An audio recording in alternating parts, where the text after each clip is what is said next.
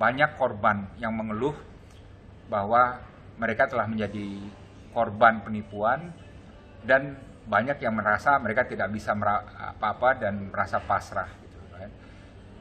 Polisi harus memahami ini kepakaan terhadap kasus ini di kalangan masyarakat dan perhatian yang sangat besar.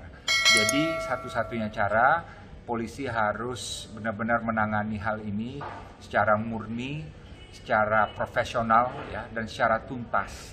Right? Jangan ada kasus yang dipelihara dan jangan sampai ada kolusi dengan sindikat manapun, karena sindikat ini modus operandinya hanya satu, yaitu berkolusi. Ya, berkolusi dengan orang dalam.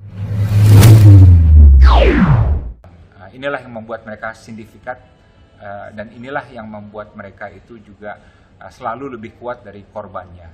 Jadi saya benar-benar berharap bapak-bapak polisi yang saya sayangi dan kagumi dan cintai yang hebat, jangan sampai kalah oleh sindikat ini. Menangilah perang yang baik ini ya, dan tegakkan hukum dan tangkap mafia tanah dan tangkap dalang yang sebenarnya, sementara jangan dalangnya menang tersenyum di luar, tertawa-tawa melihat yang mereka selalu lolos dengan lihai, seperti mereka lolos tanggal 11 November 2020 jam 9.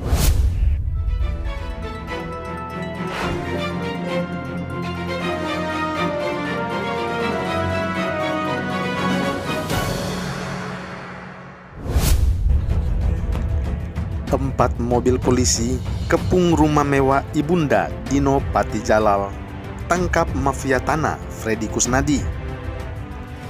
Dilansir dari Kompas.tv, Freddy Kusnadi, pelaku mafia tanah, ditangkap polisi atas dugaan pemalsuan sertifikat tanah milik Surni Hasim Jalal, ibunda mantan Dubes RI untuk Amerika Serikat Dino Patijalal. Detik-detik penangkapan terhadap Freddy Kusnadi lantas diceritakan oleh pengelola perumahan eksekutif Paradise bernama Farah.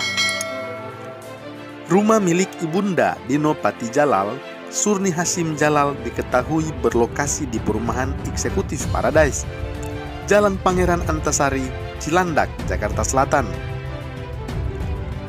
Farah memastikan bahwa pemilik utama dari rumah tersebut adalah Surni Hasim Jalal. Namun Farah melanjutkan, penghuni rumah tiba-tiba beralih ke Freddy Kusnadi pada tahun 2020. Ketika itu Freddy Kusnadi tiba-tiba mendatangi kantor pengelola. Ia mengaku telah membeli rumah Surni Hasim Jalal. Kita tidak tahu, tahun lalu tiba-tiba ada namanya Pak Freddy mengaku sebagai pembeli dari rumah tersebut, ujar Farah dikutip dari tribunjakarta.com.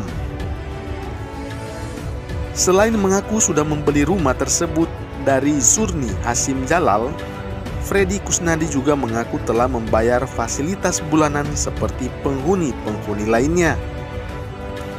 Seperti biasa bayar fasilitas, gitu-gitu, ujar Farah. Selama menempati rumah tersebut, Freddy Kusnadi diketahui tinggal bersama neneknya.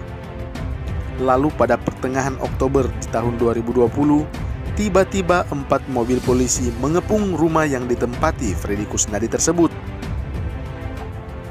Lebih lanjut, Farah mengatakan rumah mewah milik Surni Hasim Jalal memiliki luas sekitar 750 meter persegi. Rumah tersebut dipagari besi berwarna coklat setinggi 2 meter dan memiliki panjang sekitar 5 meter. Pagar rumah bernomor B5 itu tampak terkunci. Di pagar tersebut juga terpasang spanduk kecil yang berisikan informasi bahwa rumah itu dijual atau disewakan. Rumah itu memiliki bangunan dan 2 lantai.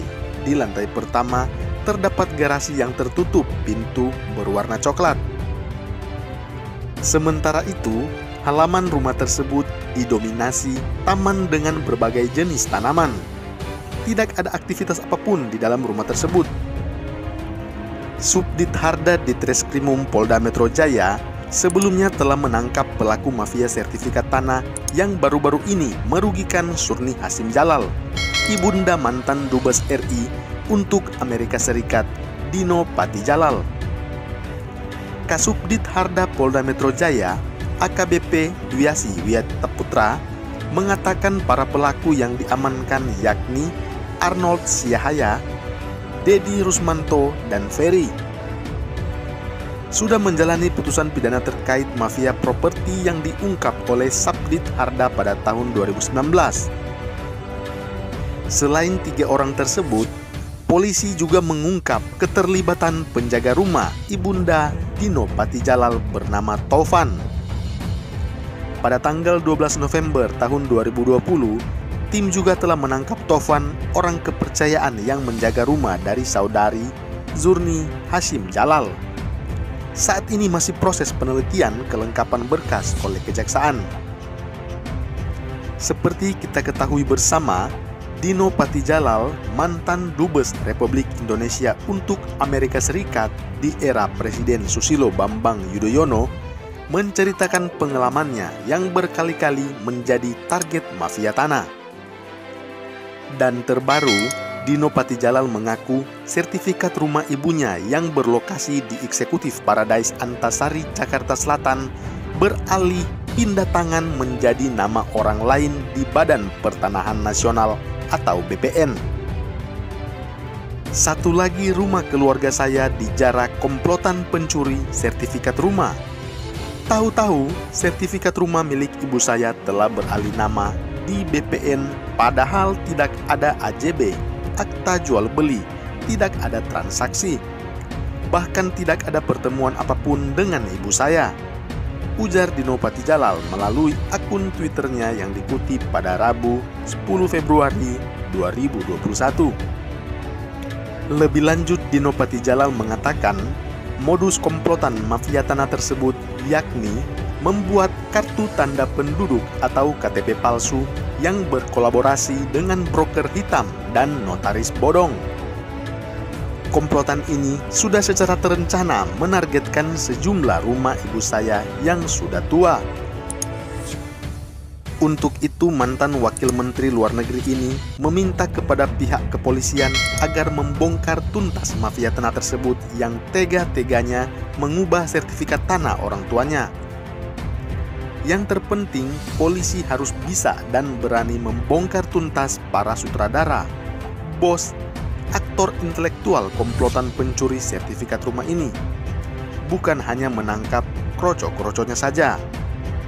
Komplotan ini sangat lihai dan licik, dan sudah terlalu banyak merugikan rakyat, ujar Dino Patijalal sekali lagi.